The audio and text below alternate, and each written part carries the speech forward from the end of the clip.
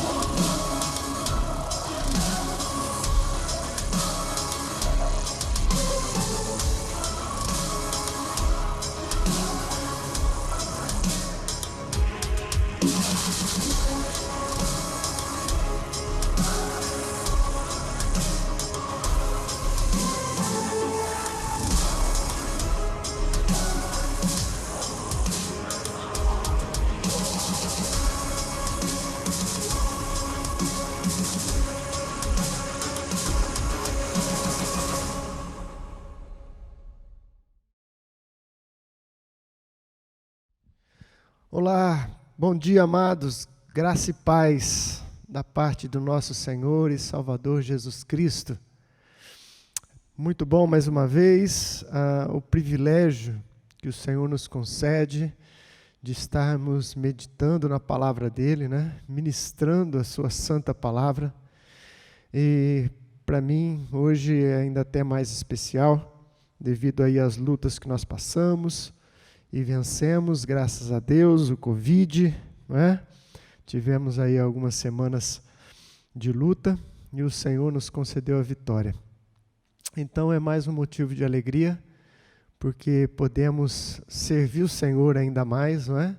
Oferecer a Deus as nossas vidas, oferecer a Deus aquilo que o Senhor tem nos dado e compartilhar da Tua santa palavra, que é algo preciosíssimo.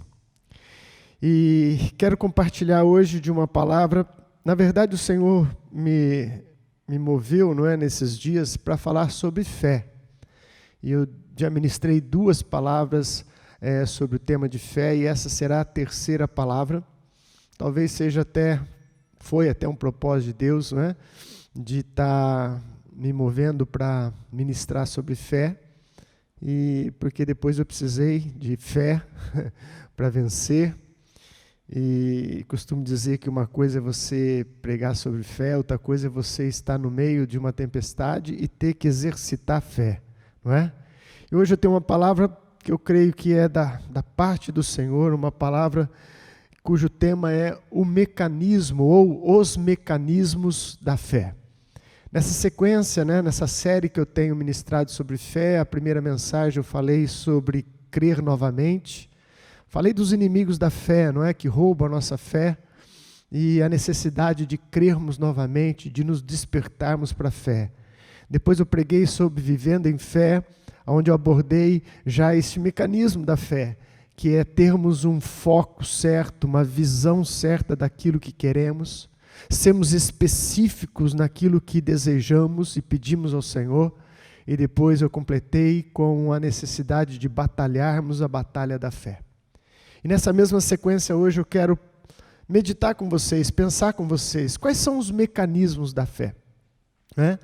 Porque nós sabemos a definição de fé, que está na palavra de Deus, que a fé é a certeza das coisas que se esperam e a convicção de fatos que não se veem, certeza de coisas que se esperam e convicção, certeza das coisas que ainda nós não vemos. Agora, como que a fé opera? Não é? Como é que a gente desenvolve ela? Qual é o processo interno de alma, de mente, de espírito, que nos leva a termos essa fé operante, essa fé que traz realmente o sobrenatural de Deus? Então, entre essas coisas que nós já estudamos, hoje eu quero falar sobre a linguagem de sonhos, visões, imaginação. Eu chamo isso de linguagem do Espírito Santo. Nós temos que ter uma linguagem correta para podermos nos comunicar com as pessoas, não é? Se você não fala a mesma língua de uma pessoa, a comunicação é interrompida, ela fica difícil de se dar sequência. E no reino espiritual, e nós vamos ver isso, né, que o Espírito Santo também tem a sua linguagem. E a maneira como que nós nos relacionamos com Ele, nós temos que estar falando a mesma linguagem. E hoje eu quero abordar esse tema, até mesmo polêmico. Eu sei que é um pouco polêmico a questão de usarmos a imaginação, de usarmos os sonhos, as visões, mas eu quero mostrar na palavra de Deus que não tem nada de errado com isso, pelo contrário, são ferramentas que o Senhor nos deu, para que a gente pudesse colocar a nossa fé em ação. O texto que eu vou iniciar é o mesmo que eu usei na outra mensagem, que é o texto de Hebreus. Hebreus capítulo 10, que é um texto básico para a gente refletir. Versículo 38, onde a palavra de Deus nos exorta: mas o meu justo viverá pela fé, e se retroceder, não me agradarei dele. O meu justo viverá pela fé. Gostaria de agradecer ao Senhor. Pai, graças eu te dou pela tua santa palavra mais uma vez, pela oportunidade que o Senhor nos concede, Senhor, de sermos, ó Deus, ministros da tua palavra. Fale conosco, Pai, a todos aqueles, ó Senhor, que essa palavra chegar pela internet, pelo Facebook, que ela possa, Senhor, trazer os resultados nos quais ela foi enviada, em nome do Senhor Jesus. Amém. O meu justo viverá por fé. Essa é a palavra que o escritor de Hebreus repercute ela de um texto do Antigo Testamento. O meu justo viverá por fé. Então essa é a vida do cristão, uma vida de fé. Uma vida que tem um propósito além dos naturais. Uma vida que teria que fazer diferença no natural, trazendo o espiritual, não só para as nossas vidas, mas para as pessoas que nos cercam, para a sociedade onde vivemos, para a igreja onde congregamos. E para isso, como eu já disse na introdução, existem os mecanismos da fé, para a gente desenvolver a nossa fé. E o primeiro ponto que eu quero compartilhar com você é a importância dos sonhos e visões. Deixando bem claro que as Escrituras fazem uso, que Deus deixa registrado em todas as Escrituras, de Gênesis a Apocalipse, essa linguagem espiritual de sonhos e de visões. O livro de Gênesis é um dos livros mais importantes das Escrituras, porque o livro de Gênesis é o livro do início, do começo, não é? E ali realmente está o início, o começo de quase tudo. No livro de Gênesis a gente vê como todas as coisas foram criadas, onde Deus criou tudo que há, do nada, Deus criou todas as coisas, foi o início de tudo. Deus criou o homem, Deus criou a mulher. No livro de Gênesis nós encontramos também o início do pecado, a explicação, a razão do sofrimento humano, o começo, né, da queda do homem. E também no livro de Gênesis, nós encontramos o chamado de Abraão. Por que ele é tão importante, o chamado de Abraão? Como eu já disse, o livro de Gênesis é o livro do início, do começo. E é lá, nesse chamado de Abraão, que Deus vai chamar um homem para fazer dele uma nação. Então, bispo, mas qual a importância tão grande de chamar um homem e dele sair uma nação. Porque Deus chama um homem para que dele ele forme uma nação. E para que dessa nação ele traga o Salvador ao mundo, que é Jesus Cristo, o Senhor. Então, Abraão representa o início de uma nação e o início de uma vida de fé. É por isso que Abraão também é chamado o pai da fé. Porque Deus começa, nesse chamado de Abraão, mostrando para ele como ele deveria agir, quais eram os mecanismos da fé, que traria o sobrenatural de Deus, que traria o cumprimento das promessas. Porque nós sabemos da história, Deus chama Abraão com 75 anos de idade, e ele não tinha nenhum filho, e Deus fala para ele, olha, você vai ser um pai de uma numerosa nação. E aqui então começa a escola de Deus na vida de Abraão, mostrando para ele através de sonhos, de visões, a linguagem do Espírito Santo. Por exemplo, em Gênesis no capítulo 13, que Deus chama Abraão, está lá no capítulo 12, né? Mas o que acontece? Vai se passando o tempo, a vida vai continuando, e ainda não acontece a promessa de Deus na vida de Abraão. Então eu acredito que Abraão, no decorrer dos anos, assim como eu e você, quando ainda não temos o sonho realizado, a resposta de Deus das nossas orações, a gente tem momentos de crise. Tem momentos que a gente fala, não, isso não vai acontecer, eu acho que estou enganado, eu acho que não é bem assim. E Abraão também começa a ter esses momentos de fraqueza natural do ser humano. Então Deus, depois do seu primeiro chamado, Deus vai falando com Abraão em determinados períodos, a fim de trazer Abraão na linguagem do Espírito. Abraão precisava se mover pelo Espírito.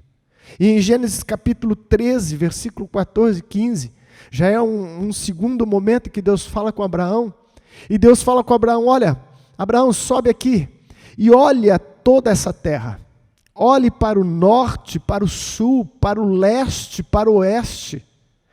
Toda a terra que você vê, Abraão, você vai possuir. E aqui começa, já a primeira lição acerca de sonhos, visões, imaginações. Ele fala, Abraão, aquilo que você vê, você vai possuir.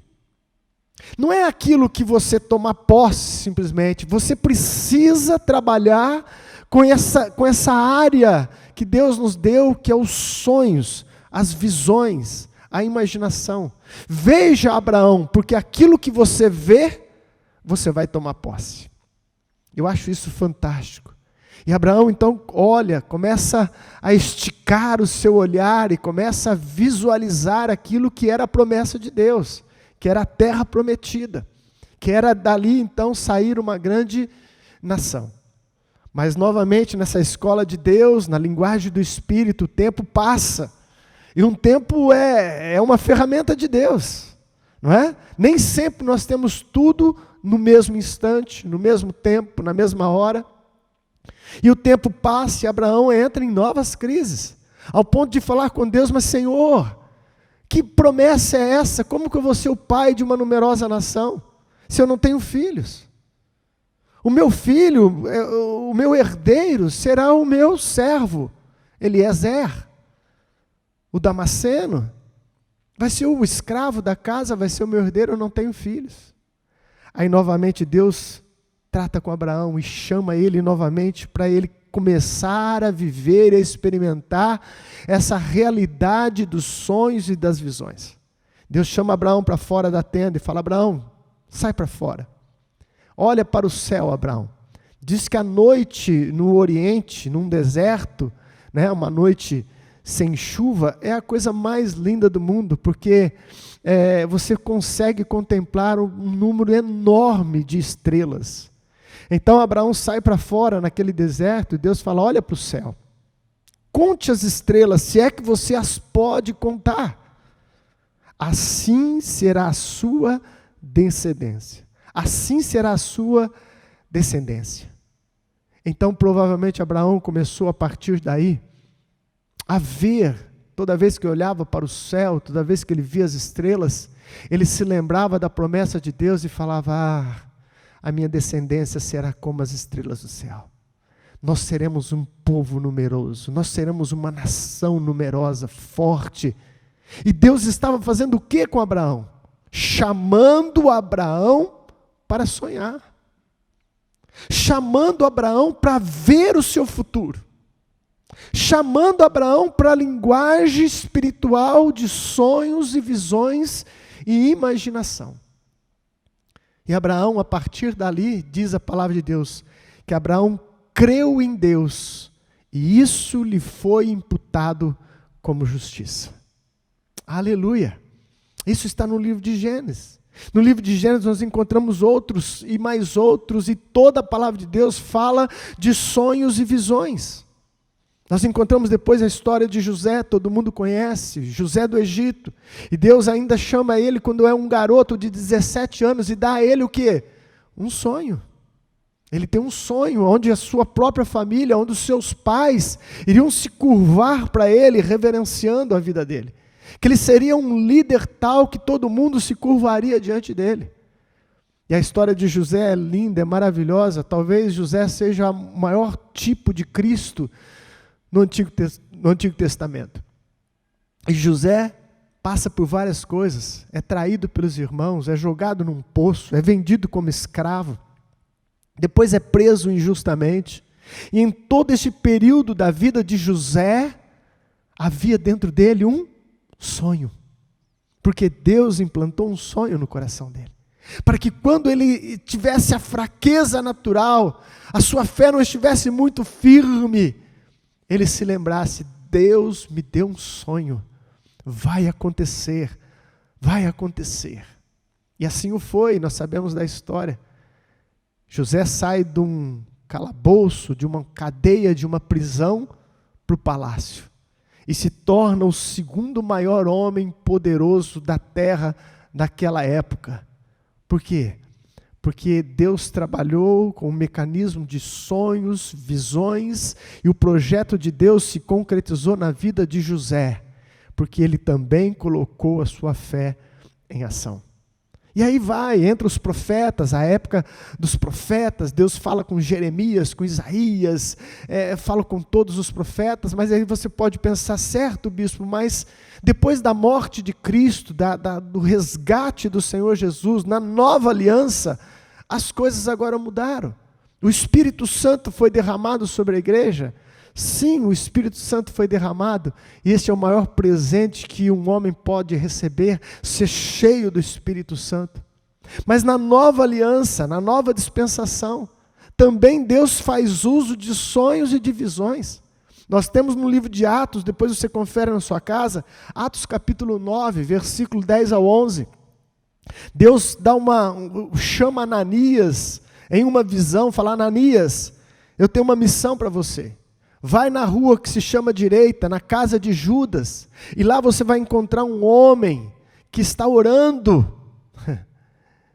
E ele, na sua oração, eu lhe dei uma visão, que você, Ananias, iria lá, ia colocar a mão sobre ele, e ele teria novamente a sua visão restaurada. Este homem era Saulo, perseguidor da igreja, que depois se torna o grande apóstolo Paulo. Se Deus já ia fazer, se Deus já tinha chamado Ananias, Ananias iria lá para orar. Por que antes Deus dá uma visão para Paulo dessa situação? Porque Deus estava se comunicando nessa dinâmica, nesse mecanismo de sonhos e visões, a fim de que o coração de Paulo se enchesse de fé. E Paulo já viu isso numa visão, então provavelmente Paulo ficou se alimentando daquela visão, dizendo, Ananias vai vir e a minha visão vai ser restaurada. Ananias vai vir e vai pôr as mãos sobre mim. Deus continua falando através de sonhos, através de visões. Toda a palavra de Deus, há inúmeras referências que Deus nos chama para sonhar e que Deus também nos dá sonhos. Que Deus também nos dá visões. E por que isso? Porque é um mecanismo da fé, porque é uma linguagem do Espírito, porque nós precisamos entender essa linguagem e fazer uso daquilo que Deus nos deu. Fazer uso sem medo daquilo que Deus nos deu. Portanto, este é o primeiro ponto. É lógico que existem muitos textos para isso, estou dando uma passagem rápida para a gente ver a importância na Bíblia acerca de sonhos e visões. Segunda coisa que eu quero compartilhar com você, e essa ainda é um tanto polêmica, que é a questão de fazermos uso da imaginação. E eu coloquei segundo ponto, imaginação, atributo divino. Atributo divino, graça de Deus. Amados, nós fomos feitos, a palavra de Deus nos diz isso no livro de Gênesis, conforme a imagem e semelhança de Deus. Eu não fui feito e não evoluí do macaco. Não creio nisso, não há nenhuma base para isso. Eu creio que eu fui feito por Deus e trago em meu ser a imagem e semelhança do meu Criador. O pecado entrou nessa história e distorceu. O pecado, ele entortou. O pecado, ele distorceu essa perfeita imagem. Nós sabemos disso. Então somos seres caídos, que às vezes temos imaginações erradas, desejos errados, mas a imagem de Deus ainda permanece em nós. E uma das coisas que eu creio que nós somos semelhantes a Deus, que Deus nos deu a imaginação. A imaginação.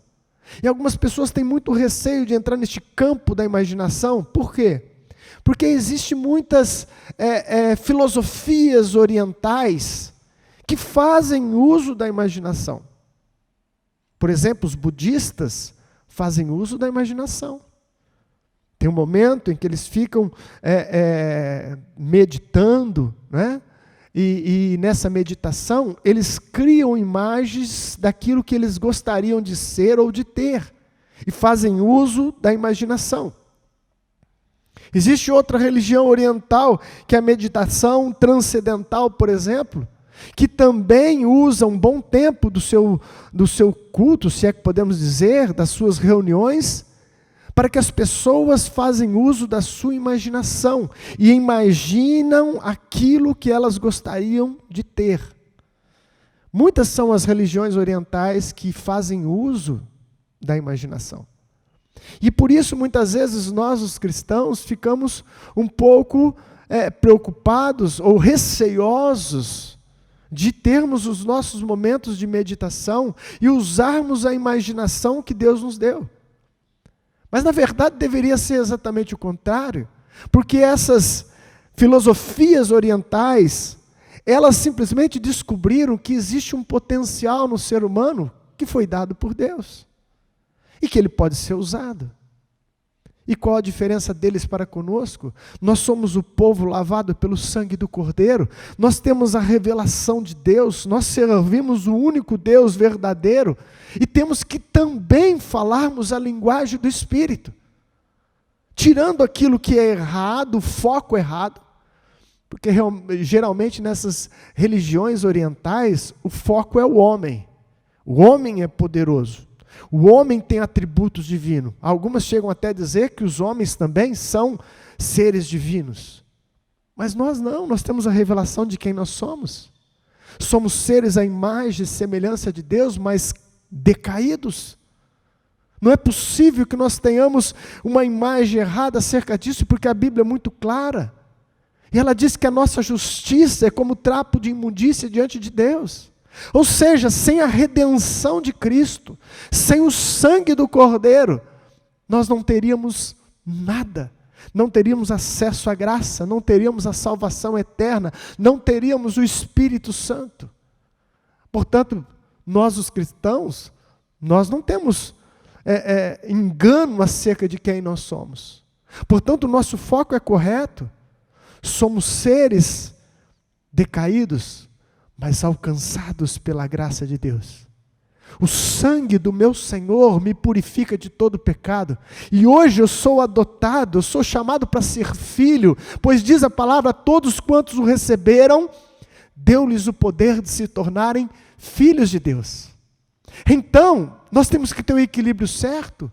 Nós não somos deuses, nós não temos poderes, mas nós fomos agraciados por Deus, fomos chamados para a sua família, somos filhos de Deus, e Deus usa a linguagem do Espírito Santo através de sonhos, de visões e de imaginação. Esse é o segundo ponto tão importante. Para isso eu vou ler um texto das Sagradas Escrituras, um texto do Antigo Testamento que deixa muito claro a força da imaginação, e que não há nada de errado o cristão fazer uso daquilo que o Senhor nos deu, imaginação. Mike Murdock tem uma frase sobre imaginação que eu acho interessante. Ele diz: apesar da mente ter várias funções, duas delas se destacam. A nossa mente, ela tem as lembranças e a imaginação. E ele diz assim: as lembranças tocam o disco do passado. Você se lembra das coisas que aconteceram. Mas a imaginação é um mecanismo dado por Deus em nossa mente. É o único mecanismo dado por Deus que é capaz de tocar o disco do futuro. Enquanto a lembrança te leva para aquilo que você já viveu, a imaginação pode te levar para aquilo que você deseja viver. Aleluia por isso. Vamos comigo nesse texto. Esse eu gostaria que você abrisse para que você possa entender perfeitamente. Está lá no livro de Gênesis, no capítulo 30, por favor. Gênesis capítulo 30. Eu quero que você veja comigo o versículo 31 ao 43. É necessário para que você entenda essa história bíblica, para que a gente absorva a grande lição sobre usarmos a imaginação. Diz lá: então Labão perguntou: o que você quer que eu lhe dê? Não me dê coisa alguma, respondeu Jacó. Voltarei a cuidar dos seus rebanhos, se você concordar com o seguinte: hoje passarei por todos os seus rebanhos, e tirarei do meio deles todas as ovelhas salpicadas e pintadas, todos os cordeiros pretos e todas as cabras pintadas e salpicadas. Eles serão o meu salário, e a minha honestidade dará testemunho de mim no futuro. Toda vez que você resolver verificar o meu salário, se tiver em meu poder alguma cabra que não seja salpicada ou pintada, e algum cordeiro que não seja preto, poderá considerá-lo roubado. E disse Labão: de acordo, seja como você disse. Naquele mesmo dia, Labão separou todos os bodes que tinham listras ou manchas brancas, todas as cabras que tinham pintas ou manchas brancas, e todos os cordeiros pretos, e os colocou aos cuidados de seus filhos. Afastou-se então de Jacó a distância equivalente a 3 dias de viagem, e Jacó continuou a apacentar o resto dos rebanhos de Labão. Jacó pegou galhos verdes de estoraque, amendoeira e plátano, e nele fez listras brancas, descascando-os parcialmente, e expondo assim a parte branca interna dos galhos. Depois fixou os galhos descascados junto aos bebedouros, na frente dos rebanhos, no lugar onde costumava beber água. Na época do cio, os rebanhos vinham beber, e se acasalavam diante dos galhos, e geravam filhotes listrados, salpicados e pintados. Jacó separava os filhotes do rebanho dos demais, e fazia com que esses ficassem junto dos animais listrados e pretos de Labão. Assim foi formando o seu próprio rebanho, que separou do de Labão. Aleluia. Deixa eu explicar para você esse texto de forma mais contemporânea. O que acontecia ali naquela época? Jacó, a vida toda, olha aqui um princípio que serve para a minha vida e para a sua, fora um pouco deste contexto que estamos ministrando, que é a lei da semeadura. Jacó, o seu próprio nome já dizia, significava usurpador, significava aquele que agarra ao calcanhar, alguém que era traiçoeiro. E a vida de Jacó foi exatamente isso, uma vida de trapaça em cima de trapaça, passando os outros para trás, até que a própria vida trouxe para ele uma colheita. Ele encontra com seu tio Labão, que era outro trapaceiro. O seu tio Labão, então, agora vai aproveitar de Jacó. Jacó se apaixona pela filha, Raquel, e ele então faz um acordo com Labão, fala: eu vou trabalhar 7 anos para você de graça, em troca da sua filha. E Labão então concorda. Jacó trabalha 7 anos, quando chega o casamento, a noiva toda preparada, talvez com aquela burca que tampa o rosto e deixa só os olhos de fora. O que Labão fez? Em vez de dar Raquel, que era a mulher dos sonhos de Jacó, ele deu Lia, a filha mais velha. E quando Jacó vai para sua noite de núpcias, então, depois, cedo, não sei que hora que foi que ele descobriu, ele descobre que não era Raquel, era Lia. E Jacó ficou muito bravo, foi lá falar com Labão, e Labão, né, o enganador é liso. Ele fala assim para ele, não, é que aqui nós temos um costume, eu não posso casar a filha mais nova enquanto não casar a mais velha. Então, Jacó foi passado para trás. Aí Jacó faz um novo acordo, vou trabalhar mais 7 anos por Raquel. É uma história de amor até bonita. E ele trabalha novamente para ter Raquel, e aí então ele conquista Raquel e acaba ficando também com Lia. E a história assim vai, uma história em que Labão vai enganando Jacó, até o ponto, nesse texto que nós lemos. Jacó fala assim, eu não aguento mais, eu não tenho nada na vida, e os seus rebanhos têm se multiplicado, porque eu tenho te servido e Deus tem abençoado. Então Labão fala para ele, o que você quer de salário? E agora então ele faz essa proposta. Ele fala assim para Labão, Labão, eu não quero salário nenhum. O meu salário vai ser o seguinte, você vai separar do rebanho todo animal que é listrado, salpicado e malhado. E vai deixar no rebanho somente animais puros, brancos, iguais, sem nenhuma mancha. E eu vou cuidar deste rebanho para você. E deste rebanho, todo animal que nascer salpicado e malhado, esse será o meu salário.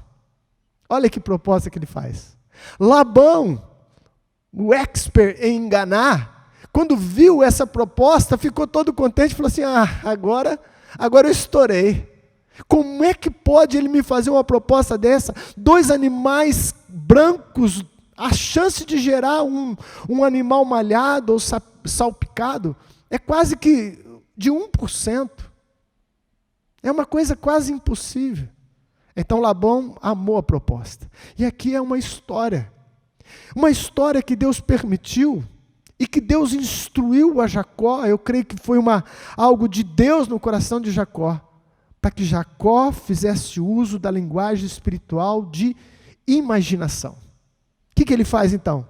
Separa os animais e fica somente com os brancos. Aí então, eles viajam cerca de 3 dias com esses animais, para que não houvesse nenhuma mistura dos animais. Distanciar os animais cerca de 3 dias de caminhada. Então Jacó fica só com esses. E o que ele faz? No lugar onde que eles vêm beber a água, no lugar onde que eles vêm se acasalar, Jacó pegou vários tipos de madeira e ele descascou elas, fazendo tiras, ou seja, descobrindo a parte de baixo da madeira que é mais clara. Então ele deixava uma tira escura, uma tira clara. Em outras madeiras ele fazia outras formas, né, de desenhos nessa madeira, ao ponto dessas madeiras se tornarem um painel. É como se ele fizesse um painel como esse que nós temos aqui, dessa cruz, atrás, aonde as ovelhas vinham beber água. E aí eu te pergunto, meu querido, vamos pensar junto comigo. Para que Jacó fez isso? Se Deus já havia dito que abençoaria a vida de Jacó, para que Jacó fez esse cenário? Para que Jacó construiu esse painel atrás? Para os animais verem isso? Os animais são irracionais. Para os animais tanto faz. Eles não têm essa capacidade que nós temos. Não. Jacó fez isso para que ele, Jacó, ficasse vendo ali os animais e na sua mente ele começasse a imaginar que os animais eram salpicados e malhados. Imagina a cena comigo, imagina a cena, nesse fundo que nós estamos vendo aqui, não é? Então os animais eram tudo branco, mas o fundo tinha as madeiras cortadas entre claras e escuras, claras e escuras. Então, quando ele olhava os seus animais que eram brancos, na sua mente ele começava a imaginar, porque o cenário estava propício para essa imaginação. E ele ficava sentado ali imaginando, bem que podia nascer salpicado e malhado. Vai nascer salpicado e malhado. Eu vejo o meu gado salpicado e malhado. Esse texto está na Bíblia, meu querido. Esse texto está registrado nas Sagradas Escrituras para que eu e você tirasse qualquer tipo de preconceito acerca dessa linguagem espiritual que é da imaginação. E o que acontece no texto, se você continuar lendo? Jacó se torna um dos homens mais ricos do Oriente naquela época, porque os seus animais nasciam salpicados e malhados. Salpicados e malhados. Não há perigo nenhum de você achar que você é alguma coisa, porque se você continuar lendo esse texto, Deus dá uma visão para Jacó, e nessa visão, o anjo mostra para ele, está vendo lá, Jacó? O macho que está cruzando com a fêmea, o macho é salpicado e malhado.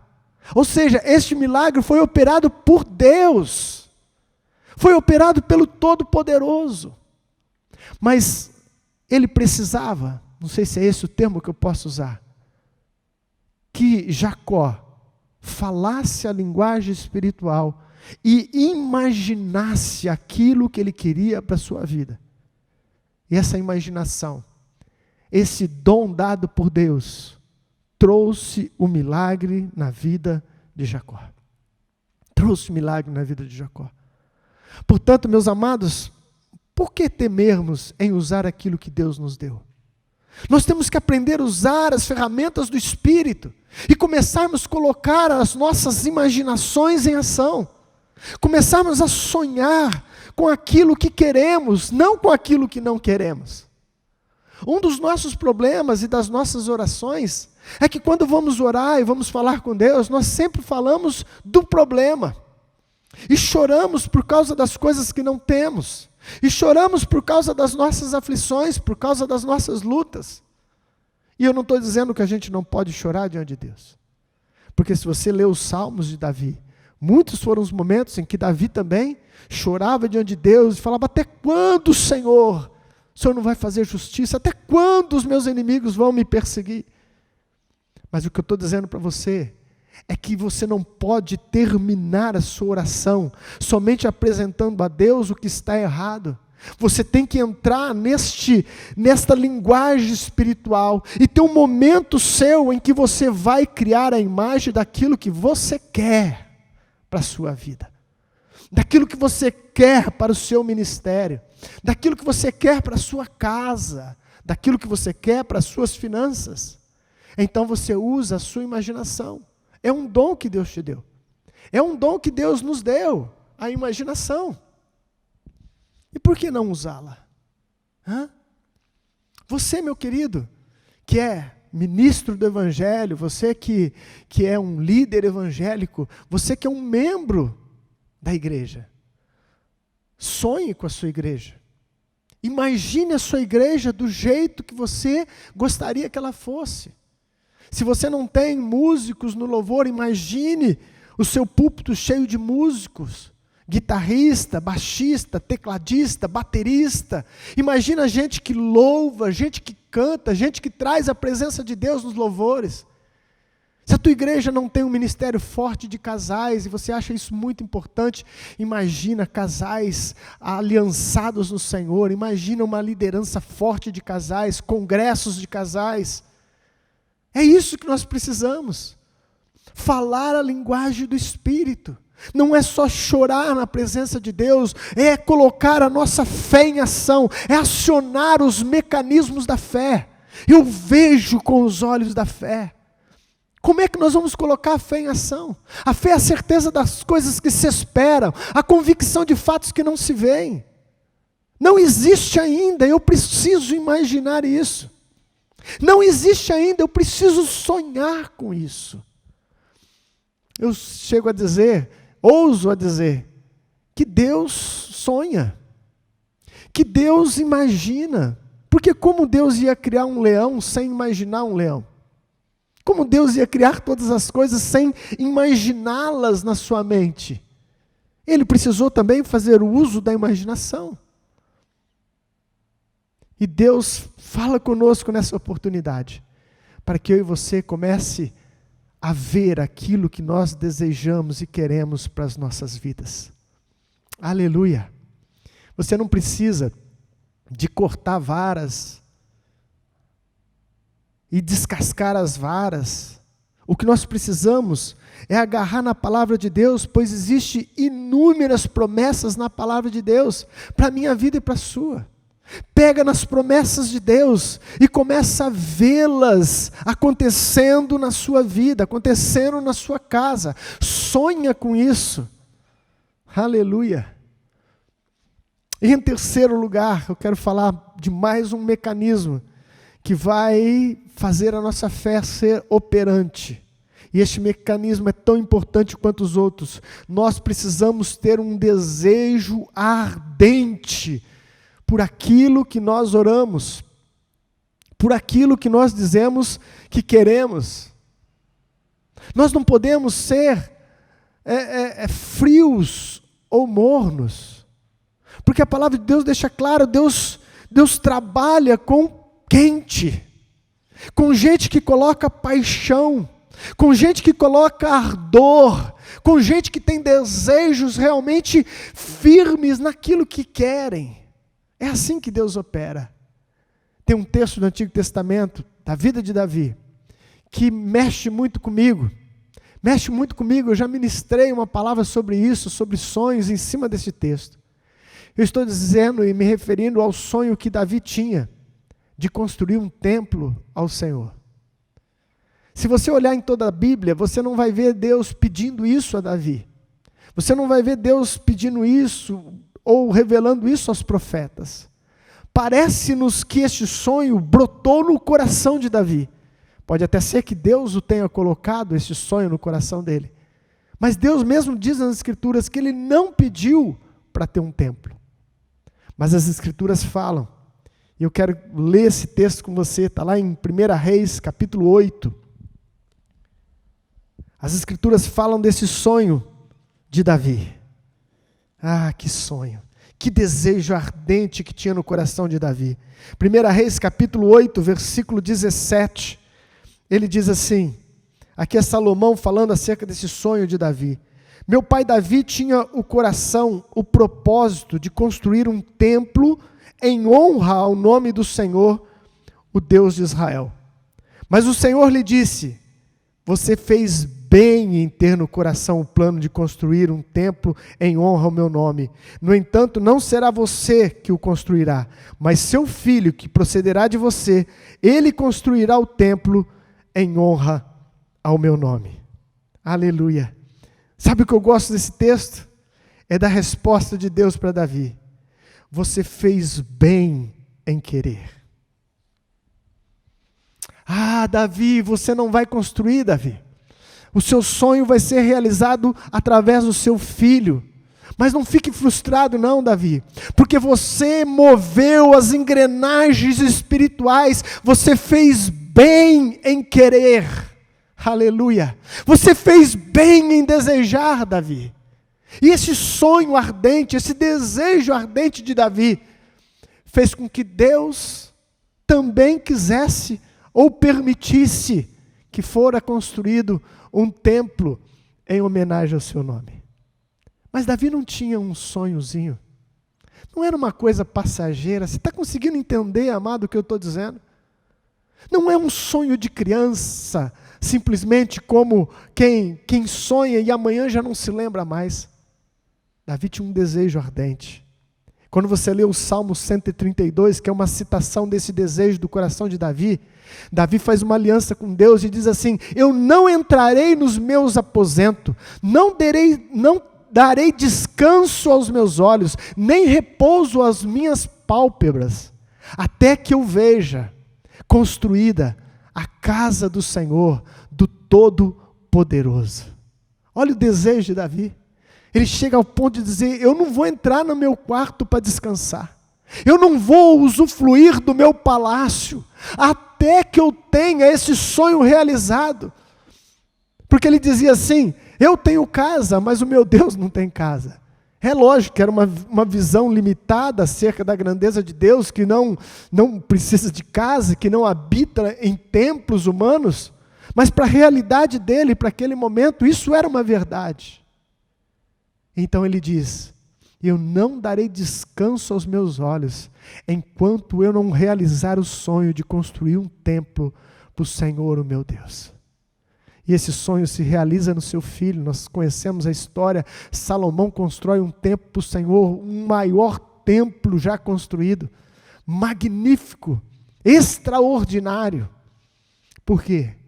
Porque Davi tinha um desejo ardente. Meu querido, nós temos que ter sonhos. Nós temos que ter visões. Nós temos que usar a imaginação que Deus nos deu. E além disso, nós temos que colocar um desejo ardente em tudo aquilo que o Senhor tem nos mostrado. Em tudo aquilo que seja um sonho até mesmo pessoal, lícito, é lógico. Nós temos que colocar um desejo ardente. Nós temos que colocar uma força do querer. Do querer baseado na sua palavra, do querer baseado nas suas promessas. Eu quero terminar essa mensagem contando uma história minha. Eu tenho algumas histórias que o Senhor tem me dado, de frutos que o Senhor me fez colher, de sonhos, de imaginações, de desejo da alma. A minha empresa nasceu de um sonho, um barracão que eu tenho hoje, ele nasceu de um sonho. A casa onde eu moro foi um projeto onde eu vivi isso, esse sobrenatural de Deus, de imaginar, de desejar, de sonhar, e isso aconteceu. Mas esse que eu vou te contar é um sonho de criança, e que Deus realizou ele na minha vida para me ensinar o poder dos sonhos, da imaginação, do uso dessas ferramentas espirituais, desses mecanismos de fé. Quando eu tinha meus 10, 12 anos de idade, eu tinha um sonho. Você pode até achar isso uma tolice, coisa de criança, mas eu tinha um sonho de ter um cachorro. E eu desejava muito ter um cachorro. E eu me lembro poucas coisas da minha infância, mas essa me marcou demais. Era um desejo tão forte, uma coisa tão forte, que minha mãe não queria de jeito nenhum. E eu cheguei ao ponto de querer comprar um brinquedo de pelúcia que saiu na época, de um cachorrinho que andava, né, a pilha, só para satisfazer de alguma maneira esse desejo que eu tinha no meu coração. Mas minha mãe dizia, não, nós não vamos ter um cachorro, porque eu sei como é que é. Minha mãe era sábia. Ela dizia, você quer um cachorro para você brincar e se divertir, mas quem vai ter que ficar limpando tudo do cachorro, quem vai ter que cuidar desse cachorro vai ser eu, e não quero cachorro em casa. E ela não cedeu mesmo, eu não tive o cachorro. Mas eu sonhava com aquele cachorro. Eu via eu brincando com esse cachorro, eu correndo com esse cachorro. Eu orava a Deus sem mesmo ainda ter um conhecimento de quem era Deus, mas eu pedia para Deus, Senhor, me dá um cachorro. Deixa eu ter um cachorrinho. Esse sonho ficou anos na minha infância. Ficou anos. E eu me lembro que na minha infância, agora eu vou revelar a minha idade, né? Mas quem se lembrar do seriado também vai entregar a sua. Passava um seriado na televisão de um filme de um cachorro que chamava Lassie. A Lassie é o nome do cachorro, mas a raça é a raça Collie, né? E essa cachorra, esse seriado que passava na televisão, ela era muito inteligente. Era um cachorro que só faltava falar. E eu assistia aquele seriado e eu dizia no meu coração, já que a minha mãe não deixa, quando eu casar, eu vou ter o meu cachorro. Quando eu casar, eu vou ter o meu cachorro e ele será uma Collie. Ele será como a Lassie. Um sonho de criança, um desejo ardente. E eu via isso na minha mente de criança. Eu me via brincando com esse cachorro, correndo com esse cachorro. E o tempo passou e eu via me casar com 24 anos de idade. Conheci a minha maravilhosa esposa, Etel, serva de Deus, mulher abençoada. Mas eu nunca havia comentado com ela sobre esse sonho de criança. Mesmo porque eu confesso a vocês que como passou o tempo e vai tendo outras prioridades, eu já não me lembrava mais deste acontecimento. Ele já não estava tão vívido mais dentro de mim. E aí então eu não sabia de nada. Um belo dia, eu estava viajando, voltei de viagem. E a hora que eu chego em casa, eu encontro lá um cachorro, Collie, filhote. Eu falei, mas como que é isso? O que está acontecendo? Explica para mim o que está acontecendo. E ela contou que esteve no centro da cidade, passou em frente a uma casa de veterinário e viu esse cachorro à venda. E ela simplesmente se apaixonou, se agarrou de tal maneira que ela queria levar esse cachorro para casa. Mas naquela época não tinha cartão de crédito, não tinha dinheiro, não tinha como comprar. E ela se apaixonou tanto por esse cachorro, quis tanto, que o dono lá do lugar falou, não, você leva o cachorro. Depois, quando seu marido chegar, você conversa com ele, e aí então você vem aqui e me paga. E ele permitiu que ela levasse o cachorro sem pagar. E quando eu chego em casa e encontro aquela cena daquele cachorro colhe ali, e ela me explicou como tudo aconteceu, na mesma hora, o Espírito Santo me fez lembrar do sonho de criança. Que eu havia dito, quando eu me casasse, eu teria um cachorro, e esse cachorro seria Collie, seria Lessie. E eu vi ali Deus realizando um sonho de criança. Talvez simplesmente para satisfazer um desejo do meu coração, mas eu creio mais adiante, eu creio mais além. Deus estava me mostrando que é verdadeiro. Deus estava me mostrando e dando lições para mim de que eu haveria de construir a minha vida, e a vida da igreja, e a vida da minha casa, da minha família. Como o livro de Hebreus nos diz, o meu justo viverá por fé. É assim que nós construímos a nossa história em Cristo, por fé. E os mecanismos da fé também são sonhos, visões, imaginações e um desejo ardente do coração. Deseje com todas as tuas forças, meu irmão. Deseja com todo o teu empenho, ao ponto de falar como o rei Davi, eu não vou dormir, eu não vou dar descanso aos meus olhos, até que eu veja a realização deste sonho. Aleluia. Isso é uma palavra de fé. Isso é palavra de Deus para a minha vida e para a sua. Não tenha medo de fazer uso daquilo que o Senhor nos deu. Fomos criados à sua imagem e semelhança. Separe um tempo de oração na sua vida. Separe um tempo em que você vai criar imagens daquilo que o Senhor tem colocado no seu coração. Uma família abençoada, uma mulher abençoada, filhos abençoados, uma família servindo o Senhor. Você que ainda não tem toda a sua família servindo a Deus, veja a sua família na igreja. Veja a sua esposa com as mãos levantadas, adorando a Deus. Veja os seus filhos fazendo apresentações na frente da igreja, cantando ao Senhor, apresentando quadros ao Senhor. Veja a sua empresa, você que sonha com a sua empresa. Veja a sua casa, você que sonha com a sua casa. Veja com os olhos da fé. Coloque diante do Senhor e você vai estar acionando os mecanismos da fé. E com certeza você será surpreendido do que Deus irá fazer. Essa é a palavra que Deus colocou no meu coração. E que eu senti muita alegria nesse dia de compartilhar com vocês. E espero que o Senhor complete a obra na sua vida, na sua casa, em nome de Jesus. Aí onde você está agora, eu gostaria ainda de orar.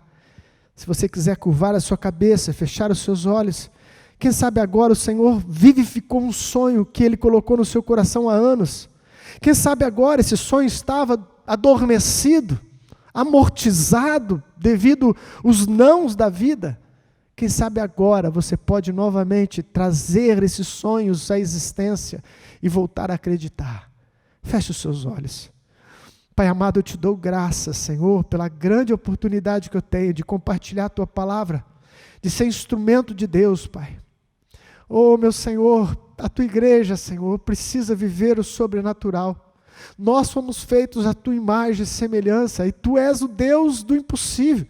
Tu és o Deus que age numa esfera do sobrenatural, uma esfera que move as coisas, que traz à existência as coisas que não são como se já fossem. Leva-nos a entender, Senhor, a autoridade que há no Teu nome, a autoridade que há no nome de Jesus. Leva-nos a entender, Senhor, a necessidade de manifestarmos como luz neste mundo, como os filhos de Deus, trazendo graça, trazendo vida, trazendo transformação, trazendo mudança, trazendo o rema de Deus para as nossas vidas. Ah, papai, eu te louvo e te agradeço, porque eu sei, senti no meu espírito, que nessa hora, Senhor, alguns sonhos estão novamente sendo brotados nos corações, sonhos de infância, sonhos, ó Deus, que que elas tiveram há muito tempo, mas que já abandonaram porque não viram respostas. Pai, que eles voltem a sonhar, que eles voltem a desejar, que os sonhos de Deus tomem os nossos corações e sejam maiores do que os nossos sonhos, Pai, porque eu sei que é bom ter sonhos realizados, mas melhor ainda, Pai, é realizar a Tua perfeita vontade, é realizar os sonhos de Deus para essa terra, os sonhos de Deus para a igreja, os sonhos de Deus para a humanidade, Pai. Usa-nos, Senhor, nessa dimensão espiritual, Pai. Eu te peço em o nome de Jesus, que assim seja, para a glória do Teu nome. Amém. Que Deus abençoe a sua vida. Que você tenha um dia excelente, debaixo da graça de Deus, em nome de Jesus.